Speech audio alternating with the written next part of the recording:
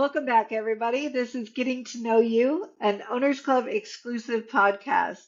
Today, our featured guest is OG Aaron Lambert. Hi, Aaron. Fantastic. Hey, how's it going? Yes, I was in the first year of Owners Club, not this year. I almost got booted off the podcast because I'm no He's longer in Owners Club. OGOC. Come on in. Step on into my studio. Hey, Let's have some fun. This is great. I'd love to, hear about your first year in Owners Club and what year two looks like for you, and then what you see beyond that. But let's start with who is Aaron Lambert. First of all, if you're watching this podcast right now, hit subscribe real quick so we can get started. Thank you. Uh, so, Aaron, tell us about yourself. Where do you live? Do you have a family? Like, give us some personal details. Give us the deets. Yes, well, first, don't forget to hit the bell so you get all the notifications when she drops a new one. I'm originally from Baton Rouge, Louisiana. It's an okay place. It's really hot and muggy, but that's where I grew up. I have my roots over there, family's over there, churches over there. That's where I graduated high school and moved to California when I was 18. Stayed out there for like 14 years. Had a career in pipe fitter, fabricator, in industrial pipe fitter fabricator. I did that for like 14 or 15 years. Then I think I moved to Vegas in 2020. Started what did I start? Oh, a medical supply company. Of all things. Somebody calls me. They're like, "Hey, bro, everybody needs these freaking face masks, and I know where to get them." I'm like, "What?" So I just started. I literally opened the phone book, started cold calling everybody on the planet. Long story short, I got a distributorship with a test kit company and did $30 million in revenue in like 18 months. Once the COVID died down in 2022, I started buying real estate. Before I knew anything about Sub 2, which if I would have known about Sub 2, I'd probably doubled my portfolio because I was like Mr. Traditional over here. Oh, I want to pay cash. I want to put 25% down. Anyways, it worked out good. I bought 5 properties in Louisiana, turned them into like midterm and short term, and then a long term, which is a pain in my side. The only property I've ever had problems with is my long term. It's like, good. That's Yeah, really, that feels very counterintuitive. I feel like most people have the perception, or maybe it's just my perception, that LTRs are less trouble. So what's happening with yours? super nice lady, real clean, but doesn't like to pay her bills apparently. Great. Yeah, and then it's like it's my only one, and it's like that's the long term in my career as a real estate investor. Long terms have given me the most problems. Short terms come with their problems, but their problems don't uh, they don't equate to someone not paying, right? Because you have to pay on Airbnb, right? You have to pay on VRBO. You have to pay on Booking.com. So it doesn't equate to me not getting the money for the service. The problems in Airbnb are typical, right? Your wear and tear, right? Just maintenance, stuff breaking, whatever. That's really the gist of the problems, but it's never the income. Long term, it's like I had to my two. So whenever I bought my 4 townhomes, never had a problem with my condo. 4 townhomes, we had college students in every one of them. Well, little by little, I started raising the rent, and they started moving out, and I started turning them into Airbnbs. Uh, we did one, and then we had one tenant actually. She always paid on time. Sweet old lady. She was on fixed income. She ended up moving to a cheaper spot, but there was another tenant that moved in and had a property manager at the time, and she was like, she paid the first month, paid the second month, late the third month, and the fourth month she just disappeared and decided not to pay. I'm like, oh my god, kicked them out and turned that into Airbnb. And then shortly after that, one of the other tenants moved out. Turned that I didn't even try to rent that one long term. I said, oh, we're turning that into Airbnb. The margins are too good, right? too good. I was like, I can go get a PMP, which I did. He came in with 30 grand. I furnished a rehab place, 30 grand, and then I give him a return every month. He's super happy, and I make good return, right? We have one left that I'm not turning into a short term, and the reason being is because the property management for the community lives. Well, she's the HOA. It's a small HOA community of like 8 units, but she's the HOA person, whatever you want to call those people, and the other unit is right next to her, so she respectfully asked that I don't turn it into Airbnb because she doesn't want to hear it. So if she ever moves out, then I'll turn it into. But yeah, that's the only property that I've ever had that's been an issue as it pertains to payment. So yes, it is super counterintuitive, and against the grain it seems like, because long term is supposed to be the easiest. I guess it depends on the area you're in and the genre of individual that you put in there. Which this lady said she had making $10,000 a month as a nurse. Apparently that was pencil whipped. Yeah, Time I had a property management that was supposed to be like verifying all this. Yeah, she got fired too. yeah. Don't Well, need to mark by. um, you're very accommodating for the HOA board member. Is it because you just don't want to stir up trouble, or is it against the HOA to have an Airbnb? Well, it's a number of things, right? It's like, okay, we kick the lady out, we don't get any of the rent that we are owed. Then we have more downtime. Then I have more money to spend, put in the property. And then, the lady next door, she's really nice. And, I'm a reasonable individual. She's like, she is the HOA, so they can change the rules at any given time. Good point. By the Yeah, they way, can. so they're 2 to 1, right?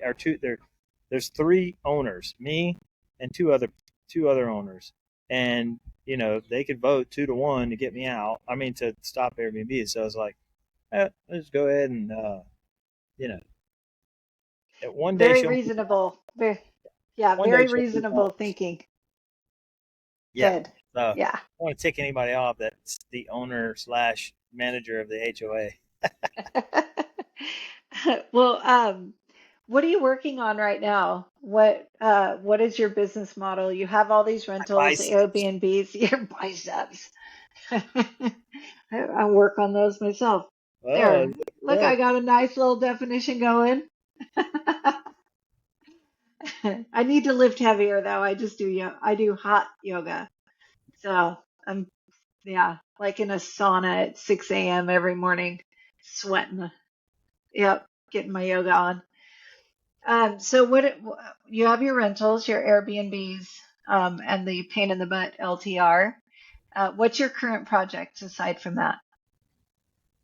Fix and flip. Well, my main focus, laser, is to acquire more co-living, right? Co-living. I want to be, up there with like, you know, Michael Manatsakanian on the co-living spectrum. Um, and right now, I just closed on one. I'm in day like 9 of construction. That's going to be 11 bed, 11 bath, cash flowing freaking monster here in Lakeland, Florida. And once that's done, then I'm going to be laser focused on finding another one. Although I'm already looking, I'm just trying to secure more of the partners, right? Because that's the hard part, capital, right? I can go lock up, all the deals in the world, but if I ain't got the money to spend on them, I mean, what am I do? Cancel, cancel, cancel. Yeah. So that, and then so this year I started fix and flipping. I think we got 4 in Vegas, got two nightmares going in Florida, but then I'm about to get another one going in Florida, and I got a new construction going in Florida. So I'm trying to get that. So once those start popping, I'm trying to get my pipeline full. I want as many fix and flips and many projects going, because eventually they're going to sell. And when they do sell, I'm going to get nice chunks of cash that can pay back my PMLs or go into another project where I don't have to worry about PMPs and 'cause, like, my personality, my like risk tolerance, and my like model on how if I have the funds, I'm going to put it to work, and I'm usually going to put it to work on a piece of property to make me some more money. I kind of envy the people that don't use any of their own money; they use everybody else's money. But you know, it is what it is. And one day I'll be on that level where I have way more PMPs than I have properties. One day, or I'll have a whale that is like, hey, look, I got a ton of money and I want some passive income. Right? Sorry, there's a fly. And I'm working on one right now. So he's been a large PML for me, and I'm working on him to get him to like come over to the PMP world because he has like a goal to what he does right now. He does PMLs for a year, and it's really high. It's like 20%. So he's like, "Why am I going to give you? Well, I'm going to let you do this for 12% return when I can make 20%." I was like, "Well, this is a monthly deal, and it's solving a problem." I have partners in multiple states and multiple cities, and we could, as well as me just by myself, can establish these seller finance sub two properties. We come in, and then, as long as the return is like 20% or more cash on cash after all expenses, then I can get you your 12%. I don't mind making less than the PMP, right? As long as I'm making something, because eventually I'm going to be cashing out the PMP in the future, and it's going to be 100% me. So that's what I'm focused on now. So if someone wanted to work with you, how could they bring you value? So right now you could work with me in a couple different ways. One would be to just be emotional support. No, I'm just kidding. You could send me deals. Send me deals that I'll make sense. play my violin for you. That's my emotional support right here. Feeling it. I'm feeling it. I'm feeling it. No. So wholesalers send me deals, right? Send me deals that make sense. I mean, just send me deals and I'll do the underwriting and see if they make sense. But don't send me trash, please. Um, and then PMPs and PMLs, right? Like, sometimes I feel like I sound like a broken record when I'm saying that. It's like I could scale with more capital. I think most people can, but I think I've established myself with the portfolio that I have, with the experience that I have, to be a good asset for whoever is or wants to come on and be a passive investor, right? Because I make it easy for my investors, meaning they don't have to do nothing, anything. Just give me the money and just give me your bank account, because then I'm going to put some money in there every month once we start rolling.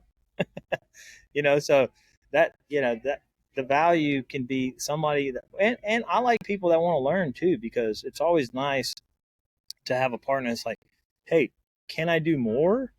Not that they want more, but can I do more? Like, I want to learn. I want to learn what you're doing, because that's always fun too. And then you have someone there to actually, you're not just like a money partner over there on the side. Where's my check?